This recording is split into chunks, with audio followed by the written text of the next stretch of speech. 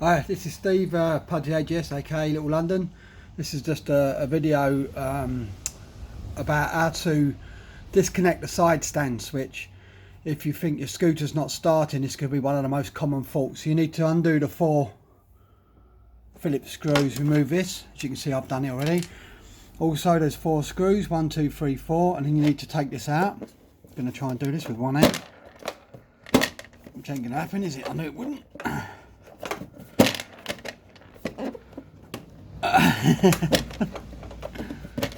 There we go.